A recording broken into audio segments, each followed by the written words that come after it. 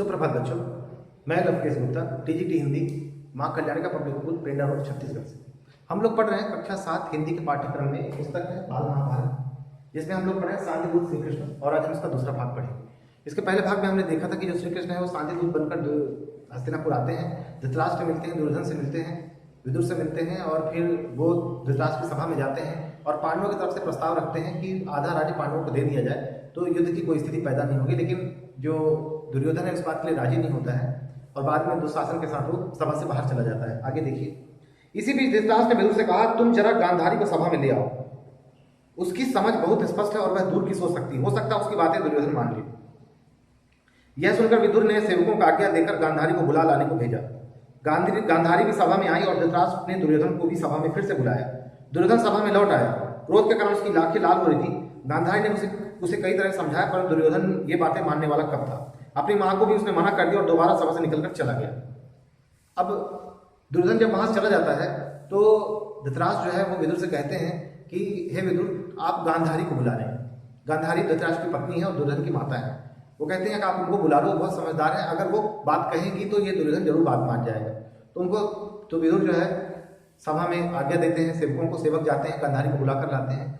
गांधारी आती है और उसके बाद धृतराष्ट्र जो है दुर्योधन को भी बुलवाते हैं, दुर्योधन भी आते हैं और धृतराष्ट्र जो है बोलते हैं गांधारी से कि तुम इन्हें समझाओ। तो गांधारी दुर्योधन को बहुत समझाती हैं कि बेटा तुम श्री कृष्ण की बात मान लो, या पिता जो तुम्हें आज्ञा दे रहे उस बात को मान लो।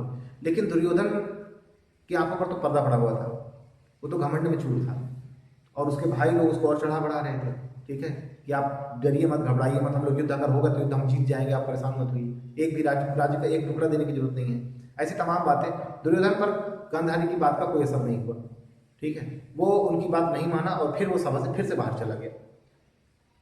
बाहर जाकर दुर्योधन ने अपने साथियों से मिलकर एक षड्यंत्र रचा और राजपूत श्री कृष्ण को पकड़ने का प्रयत्न किया। श्री कृष्ण ने तो पहले ही से इन बातों की कल्पना कर ली थी।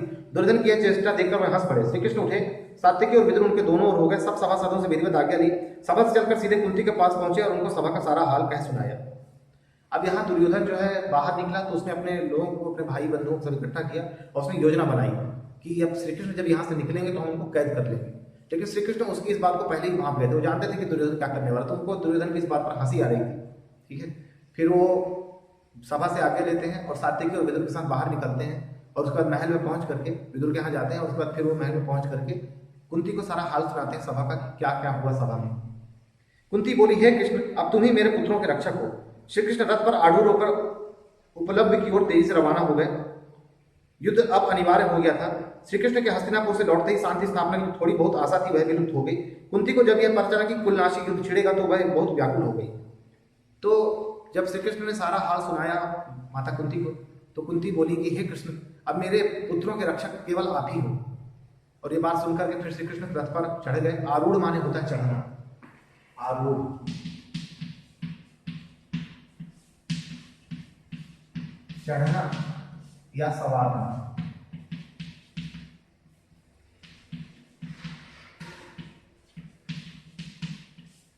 तो श्री कृष्ण जो है रथ पर सवार हो गए और फिर वो उपप्लव की ओर जाने के लिए अब मतलब उद्यत हो गए कि उनको उपप्लव की तरफ जाना है। तो वो उन्होंने रथ को मोड़ दिया, तेजी से उसको गए वो। अब युद्ध अनिवार्य हो गया था। अब जब राज्य नहीं बटा तो युद्ध तो होगा ही, ठीक है। तो युद्ध की विभीषिका को सोच कर ही कुंती बहुत हैरान हो गई थी। उनको लगता था पता नहीं कैसा, क्योंकि कृष्ण ने बता दिए थे बड़ा ही कुलनाशी युद्ध होगा। ऐसा युद्ध न इससे पहले कभी हुआ था, न कभी हुआ है, हुआ होगा, न कभी हुआ था। अब जो होगा तो होगा, इसके बाद कभी नहीं होगा। ये जो युद्ध होने वाला है, न इससे पहले कभी हुआ था, न कभी होगा। तो इस बात को सुनकर कुंती बहुत चिंतित थी कि मेरे पुत्रों का क्या होगा। आगे देखिए, चिंता के कारण आकुल हो रही कुंती अपने पुत्रों की रक्षा का विचार करती गंगा किनारे पहुंची, जहां कर्ण रोज संध्या वंदन किया करता था। मध्याह्न के बाद कर्ण का जब पूरा हुआ तो उसे यह जानकर असीम आश्चर्य हुआ कि महाराज पांडु की पत्नी और पांडवों की माता कुंती उसका उत्तरी सिर पर लिए खड़ी है। चिंता के कारण व्याकुल जो कुंती थी वहां से निकलती है और उसके बाद फिर वो गंगा की तरफ जाती है और गंगा में रोज जो है कर्ण स्नान करने जाते हैं दोपहर में और 12 बजे के बाद फिर वो वहां से लौटते हैं। तो जब कुंती वहां गई तो उन्होंने देखा कि कर्ण जो है अपने जप में लगे हुए हैं, ठीक है। सूर्य पुत्र थे, वो सूर्य की आराधना कर रहे थे।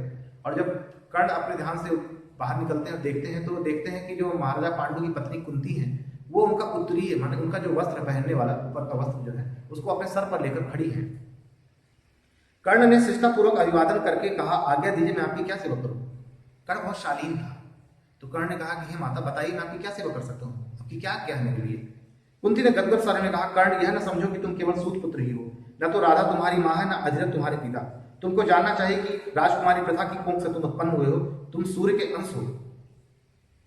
तो उन्होंने कर्ण से कहा कि हे कर्ण, तुम ये मत सोचो कि तुम एक सूत पुत्र हो, तुम्हारी माता का नाम राधा है, तुम्हारे पिता का नाम अजरत है। केवल यही सच नहीं है, बल्कि सच यह है कि राजकुमारी प्रथा ने अपने कोख से तुम्हें जन्म दिया और तुम सूर्य के अंश हो, सूर्य पुत्र हो तुम।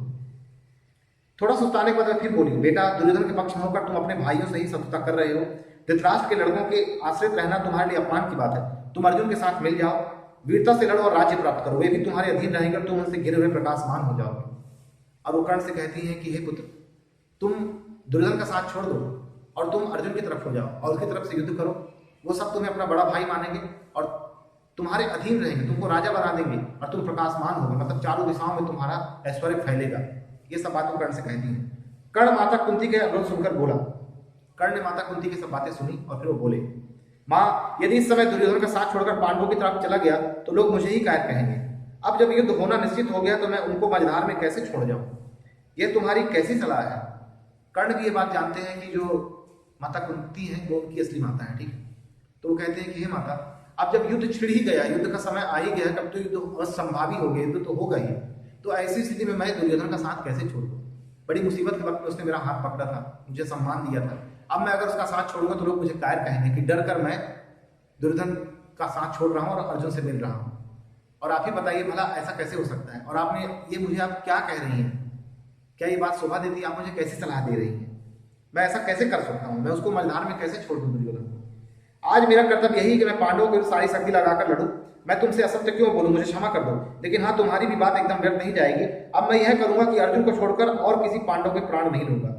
या तो अर्जुन इस युद्ध में काम आएगा या मैं, दोनों में से एक को तो मरना ही पड़ेगा। शेष चारों पांडव मुझे चाहे कितना भी तंग करे, मैं उनको नहीं मारूंगा।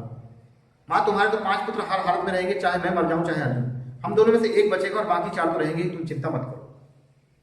तो कर्ण माता कुंती के अनुरोध जब उनकी सलाह जब उनको कहती है कि तुम दुर्योधन की तरफ से युद्ध करो, ठीक है, तो वो कहते हैं कि माँ ऐसा तो नहीं हो सकता, मैं ऐसे मझधार में दुर्योधन को नहीं छोड़ सकता। और फिर कहते हैं कि मैं आपसे सत्य कह रहा हूँ, मैं अपने दिल में कोई बात रख नहीं रहा हूँ, मैं आपसे सत्य कह रहा हूँ, ठीक है, लेकिन मैं आपसे आपकी बात भी व्यर्थ नहीं जाने दूंगा। आपने मुझे सलाह दिया, मैंने मुझसे कहा है, आपकी जो आज्ञा है, तो मैं इतना कर सकता हूँ कि मैं पूरे युद्ध में पूरी वीरता से लड़ूंगा और मैं केवल अर्जुन के ही प्राण लूंगा 5 पांडवों में। बाकी किसी भाई को मैं प्राण नहीं लूंगा, क्योंकि कर्ण तो सूर्य पुत्र थे और बहुत शक्तिशाली थे। उनके पास दिव्य कुंडल और कवच था, और दिव्य कुंडल कवच ऐसा था कि संसार का कोई भी, दुनिया का कोई भी, देवताओं के पास भी कोई अस्त्र नहीं था, कोई शस्त्र नहीं था जो उस मतलब कवच और कुंडल को भेद सके। जब तक वो उनके पास है वो उनकी रक्षा करता। तो वो कहते हैं कि और परशुराम कैसे से थे, तमाम अस्त्र शस्त्र की विद्या उनके पास थी। तो वो कहते हैं मैं केवल अर्जुन से युद्ध करूंगा और उसके ही प्राण लूंगा। अगर या तो युद्ध में वो जीतेगा या मैं जीतूंगा, और इस प्रकार हम दोनों में से कोई एक ही मारा जाएगा। और जो भी पांडव, जो बाकी 4 भाई हैं, वो चाहे मुझे कितना भी तंग करे, अर्जुन को छोड़कर, चाहे भीम हो, युधिष्ठिर हो, नकुल सहदेव, मुझे कितना भी तंग करे, कितना भी मुझ पर प्रहार करे, लेकिन उनके प्राण नहीं लूंगा, ठीक है, मैं उनको जान से नहीं मारूंगा। लेकिन मैं केवल अर्जुन से युद्ध करूंगा। अब या तो अर्जुन युद्ध में खेत रहेगा, अर्जुन वीरगति को प्राप्त होगा, या फिर मैं, और कुछ भी हो, आप तो तब भी पांडव ही होंगे आपके पास। अगर मेरी मृत्यु होगी तब भी आपके 5 पांडव 5 पुत्र रहेंगे, और अगर अर्जुन की मृत्यु हो गई, अर्जुन स्वर्गवासी हो गए, तब भी मैं उनके साथ भाई बन जाऊंगा, तो तब भी आपको 5 पांडव, तो आपके 5 पांडव तो तब भी रहेंगे, इसलिए आप चिंता ना करें। अपने बड़े पुत्र की ये सारी बातें सुनकर माता कुंती का मन बहुत विचलित हुआ, परंतु उन्होंने उसे अपने गले से लगा लिया और बोली, तुम्हारा कल्याण हो। कर्ण को इस प्रकार आशीर्वाद देकर कुंती अपने महल में चली गई। अब जो कर्ण सबसे बड़े पुत्र हैं उनके एक तरह से, तो वो अपने बड़े पुत्र की बातें सुनकर बड़ी विचलित हो जाती है, बड़ी दुखी हो जाती है कि अब क्या होगा, कैसे होगा, ये कैसी बातें कर रहा है। पर वो उनको गले से लगाती है, उनको आशीर्वाद देती है, बेटा तुम्हारा कल्याण हो, और फिर उसके बाद वहाँ से उसी अवस्था में चली जाती है। तो इस पार्ट में अभी बस इतना ही बच्चों। इसके आगे वाला पार्ट हम लोग अगले भाग में पढ़ेंगे।